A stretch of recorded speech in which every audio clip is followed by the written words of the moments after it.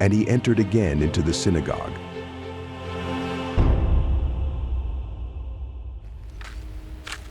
And there was a man there which had a withered hand, and they watched him, whether he would heal him on the Sabbath day, that they might accuse him. And he saith unto the man which had the withered hand, Stand forth. And he saith unto them, Is it lawful to do good on the Sabbath days, or to do evil, to save life, or to kill? But they held their peace.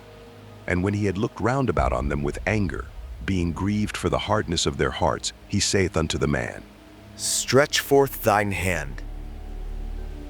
And he stretched it out, and his hand was restored whole as the other.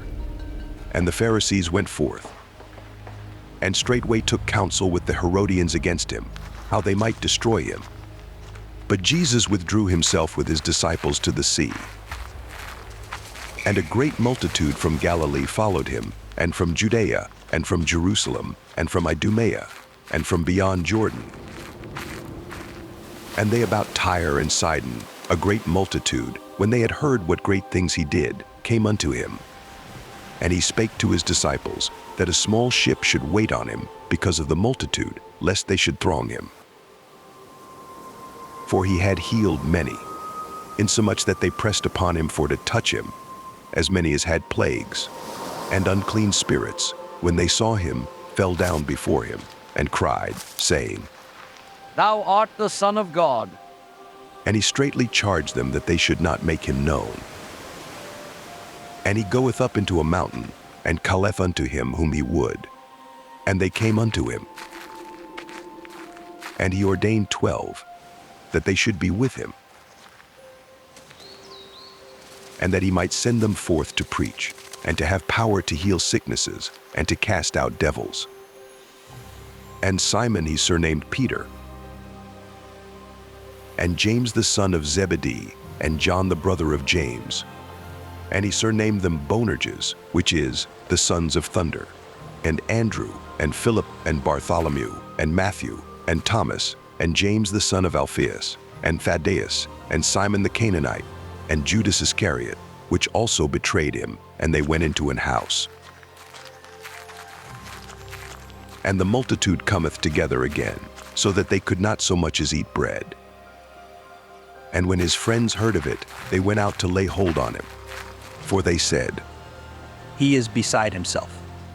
And the scribes which came down from Jerusalem said, He hath Beelzebub, and by the prince of the devils casteth he out devils. And he called them unto him, and said unto them in parables, How can Satan cast out Satan?